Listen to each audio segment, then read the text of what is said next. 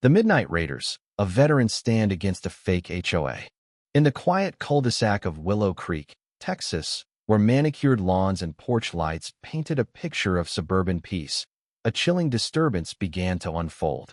At 3 a.m., under a moonless sky, masked men posing as HOA officers crept toward a home, unaware that the man-in's idea former Navy SEAL was ready to turn their scheme into a nightmare.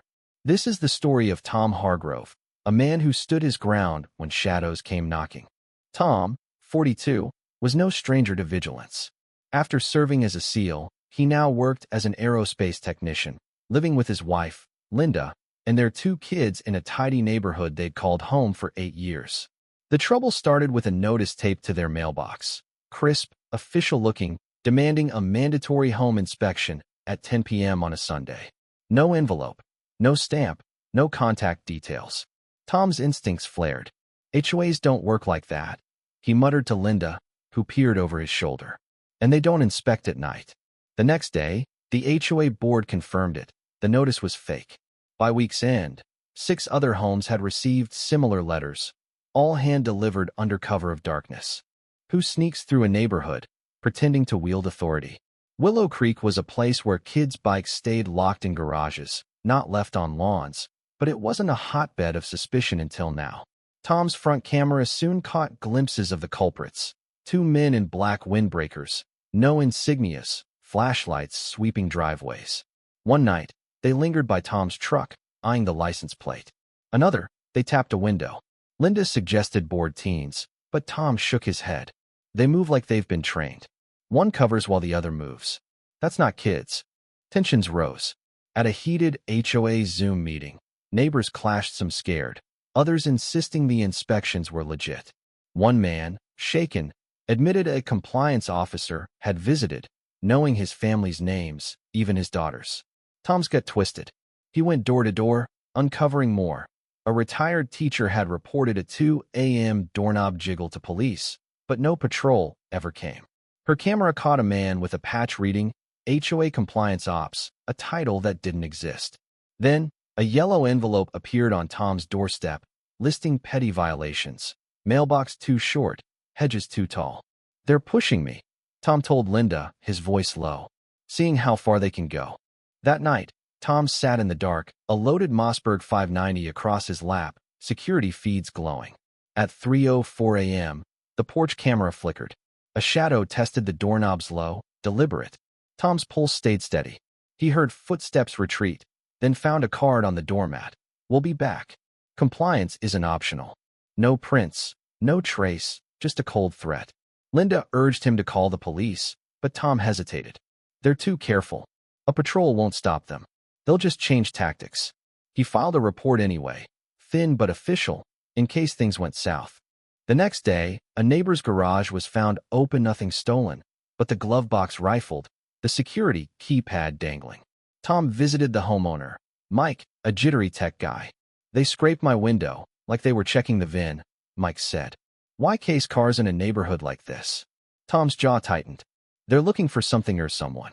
2 nights later, a dark sedan idled nearby from 2 to 2:38 a.m.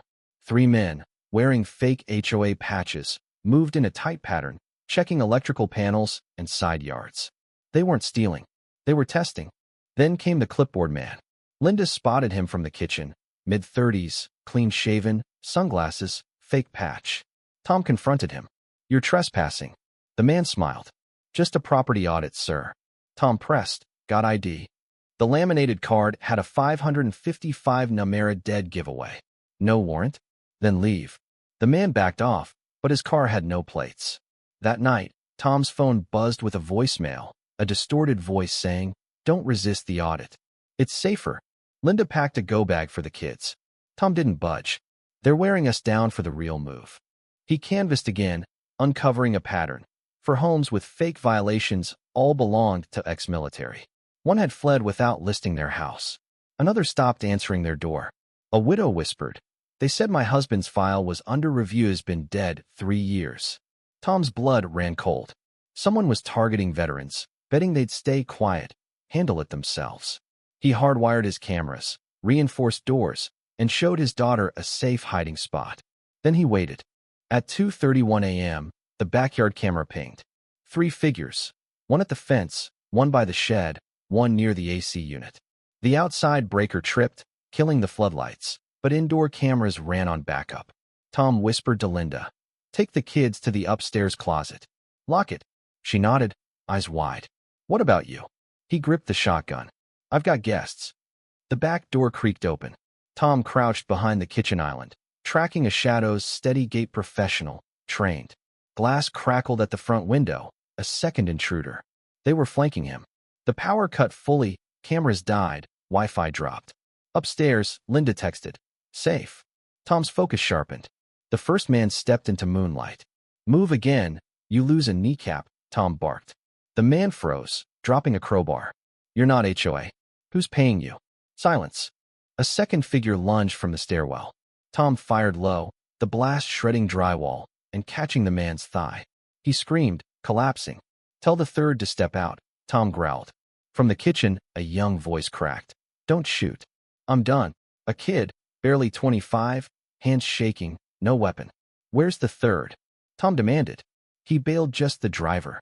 The kid panicked. "I thought it was surveillance. They said vets have guns, sellable stuff." Sirens wailed faintly. The wounded man groaned. "He said you'd be gone this weekend." "Who?" Tom pressed.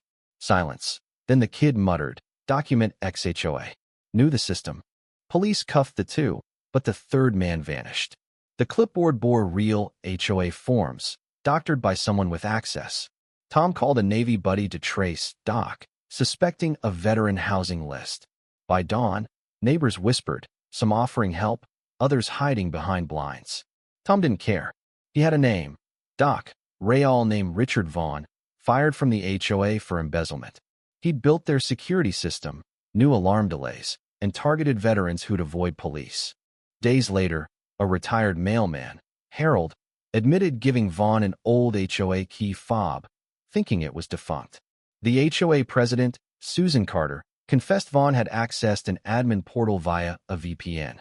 Then Mike showed Tom footage. The third man, Carl Reed, a former reserve officer hired to audit HOA security, caught on camera pointing at the lens, smiling. He wasn't a thief, sold the neighborhood secrets. Susan revealed missing master keys, logged under a dummy account.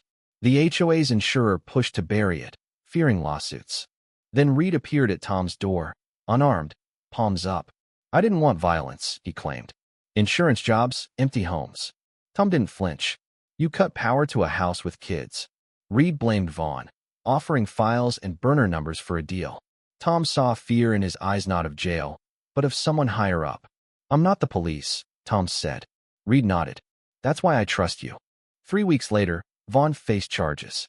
The HOA's records were subpoenaed, and 5 families sued. Reed vanished, rumored to be in Arizona. Tom upgraded his locks, added floodlights, and checked cameras nightly. The neighborhood settled, but trust was fractured. Police confirmed Reed's role, but the bigger player remained a shadow. Tom stood on his porch, shotgun nearby, knowing he'd protected his family, but also that wolves still wore watchdog's clothing. What would you have done in Tom's shoes? Would you have fired that shot, or called the police sooner? Share your thoughts below, especially on where you stand on using force against injustice. Let's hear your perspective in the comments.